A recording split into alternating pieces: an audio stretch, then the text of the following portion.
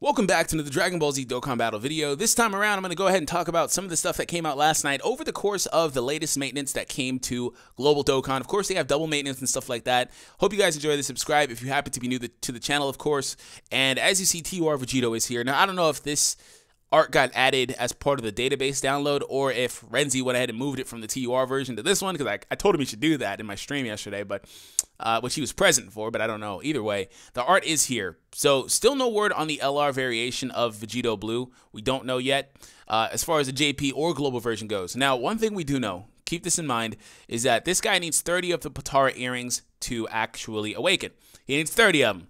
Character-specific medal required for awakening. So aside from that, if we go back over to the Reddit, which, by the way, shout out to the Reddit, awesome community. I say that every time. You guys know it.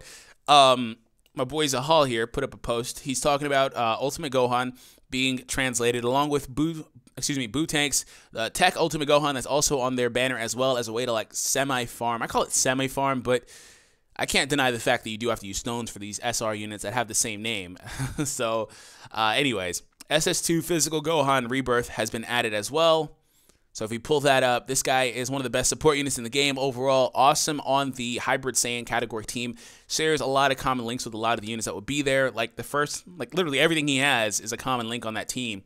Golden Warrior, Super Saiyan, Z Fighters, Shocking Speed, both of those with Ultimate Gohan. The leader, Saiyan Warrior Race can be in there too. That one actually probably is the least common one, aside from maybe Kamehameha, but you get my point. Awesome passive, greatly raises his own attack for one turn. He starts to hit for like 400k, 500k as a support unit. Not a bad unit at all. Definitely, again, one of the best supports in the game, and he supports all types, so awesome unit to have. So Android 18 is being given out on Global as well as part of the login. They also have some information on the JPLR campaign. I'm not going to cover that in this video, but I'll cover it in a separate video later on today when I get back home. I'm just going to head out momentarily. So the Android 18 here, she's not anything special. She gives all allies 1 key and attack and defense plus 20%. That's a really good passive. I'll take it. 1 key is but it still helps where it's, where it's used at. And then she also gets 8% more I was going to say 8% more key, but 8% more attack for every key sphere obtained. So she's also a super unit, so she's not gonna be so good on a lot of the teams that she'd be on, unfortunately. But at the very least, she does link well with the LR androids, for example. And I believe that's part of the reason why they're giving her out. But I don't mind getting an AT in a kimono, bro. I don't mind it. She's a free card. She's not going to be great, especially login cards. Login cards are never really that good. So Super Vegeta AGL got his Rebirth translated. Don't know exactly when that one's coming out, I don't believe. So he's a really good support unit for Super AGL, by the way. If we go over to the schedule, I don't think there's any date on his release. It is not. Okay. And also, there's no word on LR Trunks, but I assume he's going to come soon, right? Because he's part of that Hybrid Saiyan team. And Global hasn't really been pushing out LRs as much. They've been kind of holding off on them. I don't know if they plan to make every LR a featured banner. Whoa, that's a hot take. Do not quote that. That was just a speculation. I don't know. Even though Trunks is supposed to have one, right? But Global definitely doesn't just pump out LRs, which JP does, which some people are upset about for some reason, but I'm not upset about it because I don't want to feel like I have to chase a new unit personally. And a unit that has like an almost impossible to pull rate. That's why I don't summon for them most of the time. Like I barely summon in this game at all, to be fair. So, I don't know why, but I will summon for Trunks because you guys know I have all of them on Global. I have every LR on Global. I need that Trunks. So this Trunks right here, now that we talk about Trunks, is actually getting his Rebirth. This is the one from the History of Trunks event. So make sure that you guys do get him. I did a showcase of him on Global. He's a really, really good unit. He has like Prepare for Battle and Fierce Battle as well, I think. Yeah, Prepare for Battle and Fierce Battle and Super Saiyan, Saiyan Lineage, Golden Warrior. He has really good links for a standard Super Saiyan package of links, and he does fit on Super Intelligence. And then we run into the standard issue with free-to-play units, subpar stats, can't deny that, and also subpar potential system. He's only getting the plus 3,000, but if he got plus 5,000, he'd be beastly. But overall, 70% when facing 2 or fewer enemies is almost always in this game. It doesn't trigger in most cases in the World Tournament, and it may not trigger in certain cases where like you're on the first stage of an event, like Tech Golden Frieza's event, for example. You fight him, Shisami, Tagoma, excuse me. Those guys. So that may not trigger in that scenario, but in most cases it will, especially when you get down to the final stages of the event. And again, like I said, you guys bookmarked it, you guys remembered it. Various new Supreme Kai missions are being added rewards that, that reward the Supreme Kai Stone and Potara earrings. That starts on 12/31 at login. So that should be about 4 PST, maybe 4:30. I believe that they're staggering logins now. So something like that on 12/31. So right before New Year, just literally in 8 hours or so before New Year, Pacific Standard Time. So aside from that, the Trunks event does come back on the 1st. So next day, basically.